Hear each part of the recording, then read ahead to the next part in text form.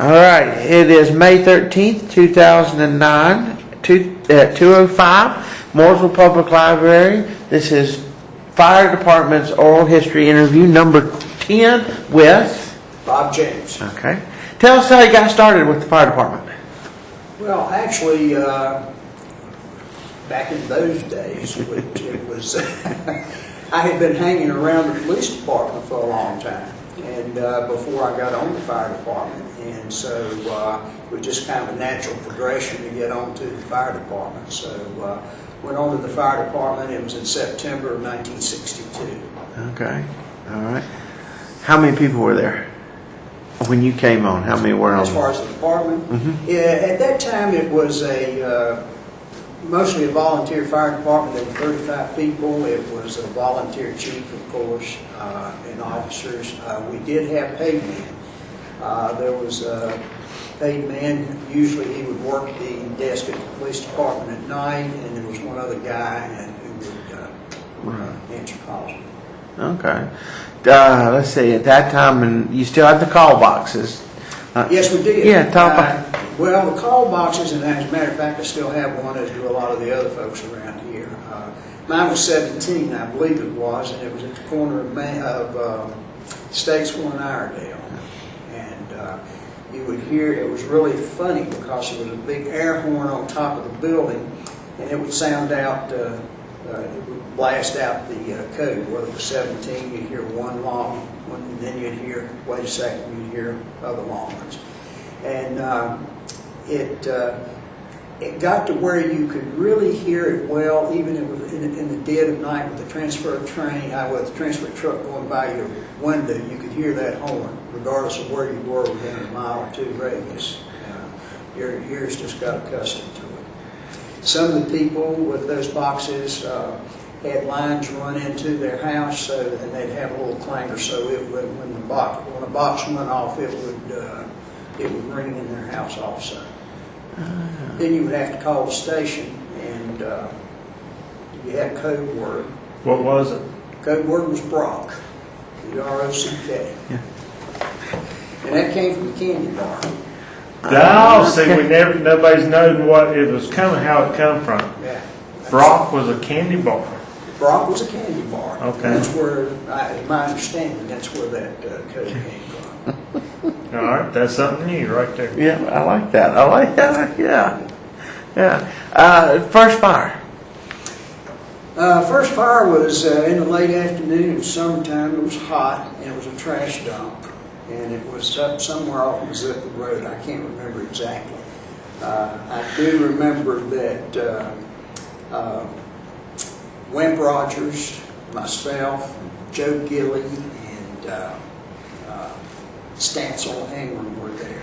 But it's about the only, it was really unremarkable, but that's about the only thing I remember. It was hot, and those people were there, I remember. But, Okay. What are some of your more memorable moments? in what way? Just funny ones, or ones that kind of stick out in your mind as unforgettable, just as. Well, it's I've always had a soft spot for the fire department because they've always kind of been there for me when I needed them, and I lived there from 64 to 68. I just stayed up there really, and had a bed up there, this sort of stuff. And the premise behind that was that when we answered calls, we had I don't remember anybody other than Mount Horn being a fire department in this area. I don't think Shepherd's was there. I'm sure South Iowa wasn't, or Lake Norman. Yeah. And so we answered all the calls in the south end of the county, regardless of when it was. And at night, they could only send one guy out on a truck, the driver, to wait for everybody else to get there. So at the time, I believe it was Pete. I'd been on the fire department for a couple of years, and Pete said, "Why don't you just stay up here at night? And then you don't have to come in early. After you get through Dave and running around, just come in and sleep up here and answer the call." So that's what I did for about 4 years before I got married. And So the camaraderie was really great, and I appreciate it. Sure did. Yeah. The role with the fire department and the rescue squad. The rescue squad and the fire department, how they evolved from each other and all. Well, the rescue squad was started in 1952, and we were the third town in the state to do that. I Okay. think that Winston-Salem was first, or Charlotte. One of the two was first, the other was second. We were the third one to start in the state in 1952. And when I came home, we'd been in existence for 10 years. But Cabins gave us an old Packard ambulance. Was the first truck that we had. And of course, we kind of made do with that. When I came home, we still had the Packard, but we had gotten this GMC or whatever it is from Murphy's Body Works up in Ashland. And that's what we used, as we were talking earlier, to run blood runs and that sort of thing. It's the only thing we had for a while. Sure is. What was your most memorable fire? All right. Actually, there were a couple of them. One of them was Belk's department store here one Saturday afternoon. The Rose's dime store was a little bit before my time. It was, I can't remember when, but there was the lumber yard across the street from the fire department. One afternoon, I think Barger's Lumber Company kind of went up. That was a big event. Belk's department store, as I said, they had some heavy damage there at one time. Those are the two that kind of stick out that I remember. I did not know Belk's had caught fire. Oh, yeah. Yeah, go ahead. I can't remember about some. Well, there's one thing, I don't put this on, but there was one thing I remember hearing the chief at the time saying, come up behind us, and myself and somebody was on a hose upstairs in the building. It's straight streamer, boys. So back then they did a lot of that. Let's see. I forgot. You guys, I can't think of one of them. Would you do it again, Bobby? Would you? Oh yeah, absolutely, no question about it. It's been great. It's kind of funny to see how it has evolved. It's so much more efficient now than what it was then. Back then, we could get by with a volunteer fire department because it was the town was not as big, the chemicals weren't as bad. It was just a different day and time. But no, I would definitely very, very much so do it again. I do think that one of the things that I realize nowadays we kind of take with the fire department there, you kind of have to take a secondary role in different places. But back then, if the horn went off, you had 35 people heading to the scene. You really did. You didn't have some, whether it was Christmas dinner or Christmas night or whenever, because you knew if you weren't going, then nobody else was coming to the party. So you had a good turnout. You really did. What about the Christmas parade and how did all of that, the fire department's involvement, get into that, with like being part of the Christmas parade and the oyster stew afterwards? Oh well, yeah. Well, Phil always kind of handled the oyster stew. He was kind of the guru, or Chef Phil on that, but he always handled the oyster stew. Do you remember what year that got started in? I think, if I am not mistaken, that when I started, and I started in '62, I think that even at that time that was kind of a given. We've been hearing it was going on a long time. Yeah. And we was curious, wondering how it got started, how long it's been going. So I think it would have been prior probably to '62, if I'm not mistaken. Because I can't ever remember not having it. Right. Yeah. Yeah, and we've been hearing that the fire department's been involved with the parade for, since a long Yeah, I time. think it probably has. As long as I can remember, certainly before I got there. I remember even when I was in the band with your mom and everybody else, that the fire department was part of the parade. Yeah. It certainly was. For sure. That's The old a. 38 truck with music. Speaking of trucks, did you ever have a favorite truck or? Well, I don't know that I ever had a favorite truck. I remember the 38 truck because it had been around for a long time. And I remember when I was just a kid, right behind my house there on Iredell Avenue where it goes up the hill to the War Memorial, there used to be an old well up there. And one Sunday afternoon, the old well caught fire. And that's the first time I remember the fire department and the truck. The 38 truck was there at that time. So I suppose I always kind of was partial with it. Now, I do remember, this was in '63 when we got the Howie. And it was a big event because it's the first custom truck that the town had ever had. So we were eagerly awaiting its arrival.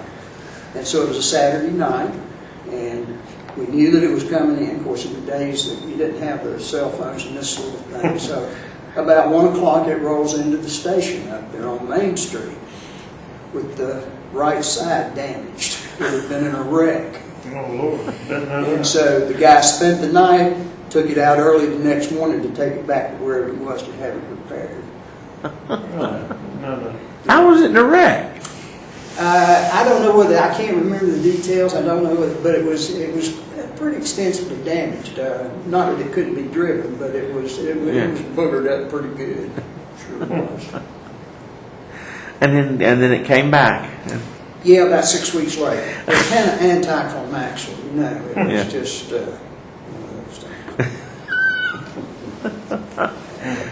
Well, yeah. Better have a wreck on the way than being a fire. Yeah. Yeah. But you kind of always remember that. You sure Yeah. do. Now, how long were you involved with the fire department? How long did you? Like I said, about 36 years. I was there from 62 to, I think, 96 was the last time that I really, and really it had gotten to the point, you had a paid department and you go out, and it had been 3 years since I'd been on the end of a nozzle, and it just kind of lost its kind of... A lot of stuff had already happened the time you got there. Yeah, Right, exactly. Yeah, you had paid guys going out there that were getting things started. I hadn't been on the end of a nozzle in so long, I probably wouldn't have known what to do. And, it just, and hey, look, I've been there a long time. So, Yeah. So You put your time in. yeah, put the time in. So, but I think it was, so that would have been 34 years. Well, Now, I don't know if we asked, do you, anything recall as a real funny story? You got to have some more stories. funny I remember stories. one night that I came in late. It was a Saturday night, and I had come in late and was going up the stairs there at the old fire department to go to bed. And I was standing there at the door trying to get my key out. And Pete Pender opens the door to go to the bathroom. It scared the devil out of him and myself both. He wasn't expecting me, and I was not expecting him. I do remember one night up there when Barney Goodman and Larry Swaney had put the Rescue Annie in my bed and put a wig on and this sort of stuff. When I came in, and unbeknownst to me, they were looking at my reactions when I got there, so all I did was just hop on into bed anyway, like it didn't make any difference. You was ready to get in.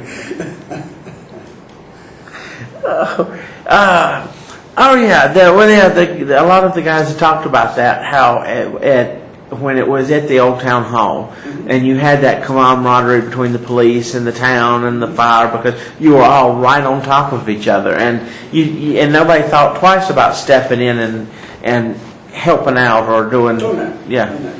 Well, back then you got to realize that you didn't have the not qualifications, but you didn't have.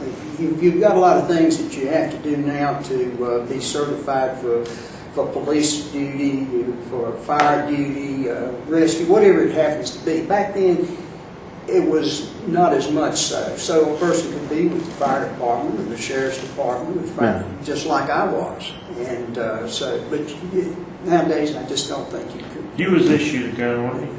Yes, I was. Yeah. Now, was it in the early 70s they were shotguns on the fire trucks? I don't remember the shotguns, but they issued us the little bodyguards, the shrouded things, little shrouded fire. It was a chief special. Oh, yeah. But it wasn't a Model 36, it was something else, I think a Model 60. He had a shroud on it where the hammer would not catch. But yeah, we were issued those. That was probably, I'd say around 66, 67, somewhere in that neighborhood when there were a lot of unrest around and this sort of thing. Yeah. Sure was. Yeah. Yeah, there was a lot. I remember spending one night on top of the new, I shouldn't say that. Oh, no, you got to say it. I just started. No. Yeah. We're not going to go there. I don't want to be labeled as anything. Well, everybody's talking about the Western Auto Fire. Western Auto Fire, sure. Yeah. Yeah, that was another one. Yeah, where were you, involved in all that? Because we've heard from guys who were running the trucks and, guys on the roof and all. I honestly don't remember. It happened one night around 7 o'clock. The guy just closed up and somebody across the street saw the front end of it just Go off. Yeah, that was a big fire for the town. It was a big fire. That was a real big fire. And I ain't forgotten about that, but it was kind of, I don't know why, that just doesn't step out like some of the other ones do. Yeah. Yeah, we'd heard the flour mill had a couple of fires. Well, fire mill, you always got a little nervous when that was. Yeah. I remember one night we got out of bed and went over, and they used to have an old thing that steps and ladders, and you get on it. It's still there. Still there? Still there and operating. So we went over there, and I hopped up on the thing, and I think Barney was behind me on the bottom rung, just right behind me on the thing. And I about forgot to get off when we got to the top. It was in the middle of the morning, it was 2 or 3 o'clock. And so he had to pull me off, actually, or I would have blown my neck up. Yep, that thing is still there in operation. It's a neat little ride. Yeah, really? That amazes me. God. Sure.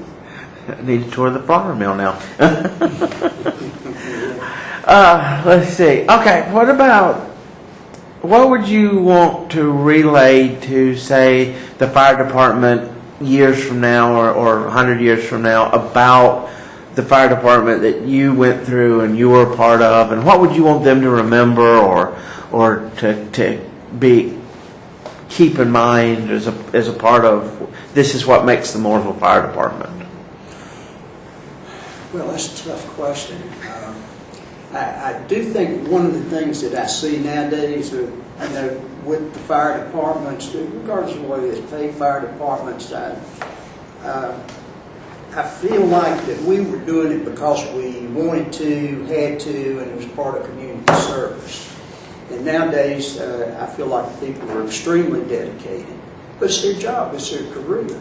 And, well, just like you're saying, it is your job, and I hate to say it, there is some out there is only there because it is a job. Sure. And I hate to say that because you're talking about the brotherhood and all that. You're Exactly. right. Exactly. But, a lot of people, like myself, I'm working on 15 years now here at town Right. as full time.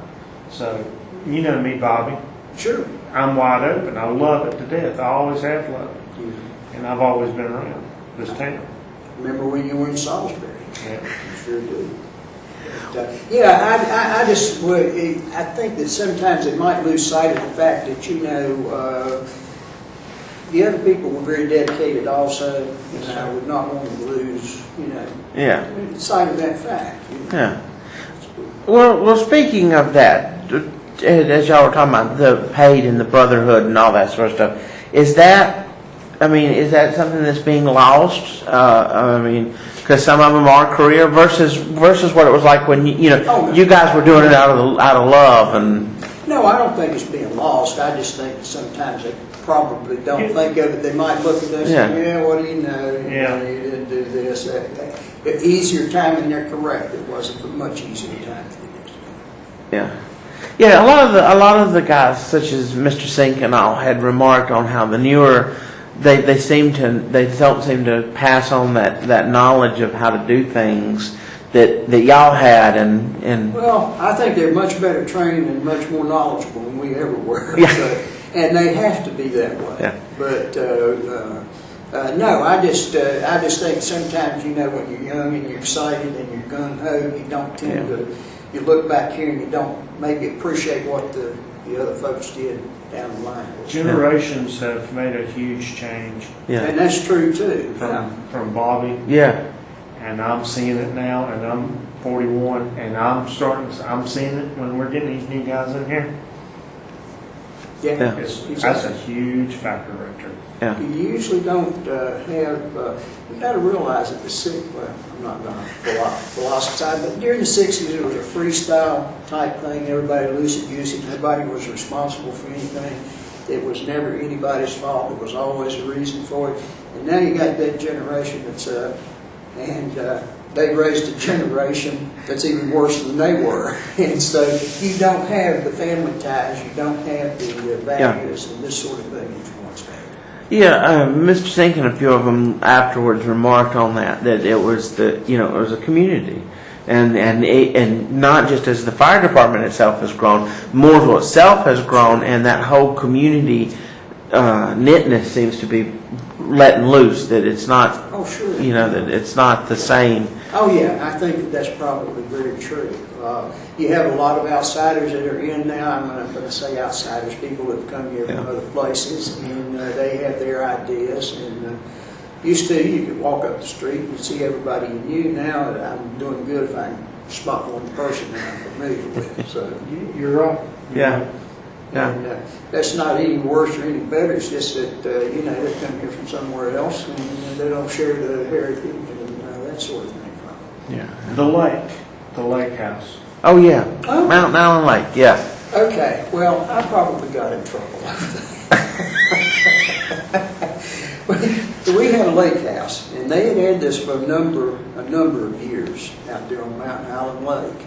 And it was really nice. It had, and a lot of people used it at one time, but I'm going to have to be careful what I say. It had, everybody kept it up, but it was just sitting there. Nobody much was using it. I was single. I used it a lot. So when it came up that the people, they had looked at some other things. For example, if you go to the bridge out here on 150, the two lots immediately to the left there, on the left, the Duke Power were going to give us those lots. But we really didn't want them. For some reason, I goodness can't remember why it was. But yeah, they were going to give us those two lots there, which would have been very nice. And so we started looking at selling the Mountain Island Lake. And as I remember, it went for a while, but we did get a buyer on it, and it was $10,000, I think, 12 something. It was just a pittance if you look at it in today's dollars. And I think I was the only one that voted against selling it. You didn't want it to go nowhere, did you? No, I didn't want to go anywhere. We got a lot of use out of I it. didn't know it wanted to go anywhere, but they saw it at any rate. And then, as I remember, there was some consternation as to what we were going to do with the money, And my thoughts were that at the time, and it still is, that it was the rescue squads, and that the money ought to go into a general thing there for the for use of the squad, which is eventually what happened. I think there was a certain element there that wanted to divvy it up amongst the older guys that were there, and which wouldn't have amounted to hardly nothing. Anything. But at any rate, we did have it. It was a nice place, very nice place. And I think they had that thing for a number of years. It was, you could sign up for it officially for a week a year, and some other weeks if they didn't have it, if you wanted to go down there and stay for a week, and everything, which was real nice at the time. Yeah. That was nice. That's a nice. Yeah. Let's see. I was trying to think of what else we've asked. The equipment differences over your years of being on the fire department compared to today, what we've got today for, ladder trucks, Oh, yeah. fans, any kind of just normal equipment, our PPE, air packs, Sure, yeah. Of course, the air packs are much more sophisticated, I think, today than they were then. You've got the things that you can see through the smoke, the infrared, which, no way back then. Even the uniforms, some of the uniforms, I remember when I first came home, it was a heavy rubber coat, which was, there you go, right there. That helmet, I got one just like it at home. do you? Oh, yeah. That's sure good. have. Don't ever get rid of it. I've got every piece of turnout here it was ever issued to. Well, That's because it can't fit nobody else. It's Well, too small. there you go, and that's exactly the reason, because I go and I said, well, you want me to turn this back in? And they said, just hold on to it, there ain't nobody else can fit into it. So it's, that's true, that is very true. But yeah, I've got my helmet just like that, we had a coat just like that.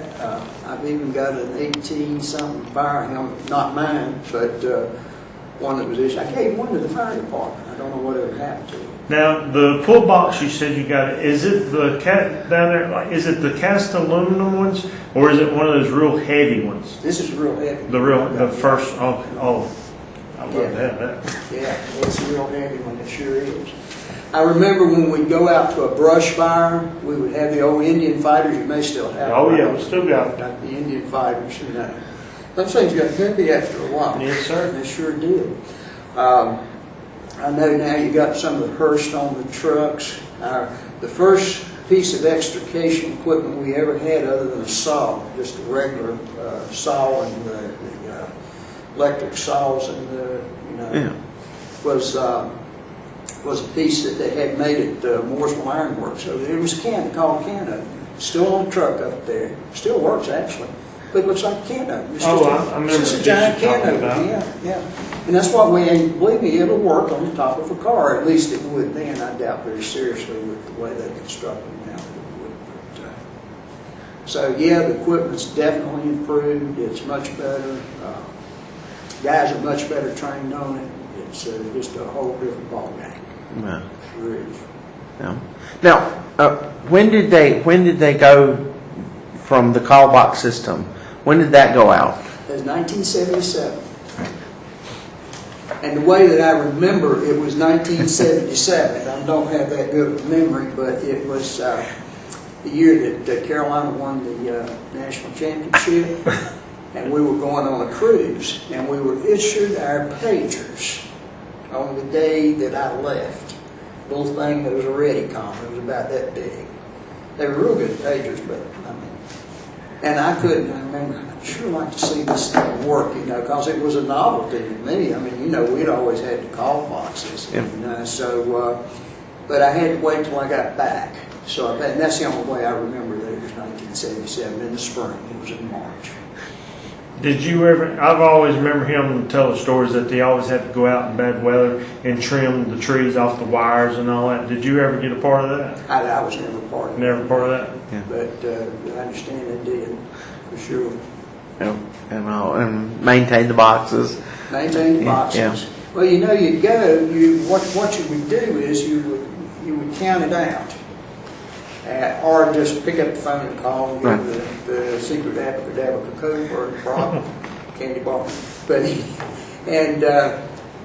you would go and you'd gather at the call box wherever it was. And sometimes you'd be able to see the fire. Sometimes you'd have to look for the fire, or sometimes you couldn't find the fire from them. Well, this is something that we didn't talk about with the boxes, but for people who won't remember the boxes later down, the boxes were over. Was it a grid? Did they serve like a block or? Usually they would serve a block or two. Really, they had displayed. I don't know how many was there, but they were placed at strategic points. They were readily identifiable, and many times you would go out to a call, and there would be a a couple of little kids sitting there scared to death because there wasn't anything really ever malicious, I don't think. They just did it on purpose. They were just curious, you know. Yeah. So they would get up, and every now and then the kid would pull the call box, and he'd be sitting there wide-eyed when we got there and scared to death. So, but they were at different intervals, and I have no idea how many there were. I do know that at the old station, as you came out from the police department, you know, there at the radio room, into the bays, to the left was where the call box was. And you put the little, Tickers. yeah, on The ticker tapes. Yeah. ticker tapes. Yeah, So yeah. they would, yeah. One thing that they may not remember that you probably don't know is that in the old station, as you come out that same door, and there's the first bay there with the first door. At the other side of that door, at the front of it, where you have that next column, at the next column, there used to be an old latrine before it was ever done. And if you, it's a hollow point there. You can that down. You can hear it in there now. There was used to be some jokes. Well, look out, you're going to fall in the latrine in there. But it was. Yeah. I don't know what used to be there before the place was put there. That's Lois's old office now. Is that right? We should better watch out. Well, where Red is at. Yeah. Right now, where Red is at Yeah, right now. yeah. And that There used to be the old tile floor, and you could knock on, you can tell exactly where it was. Where it was. Sure you did.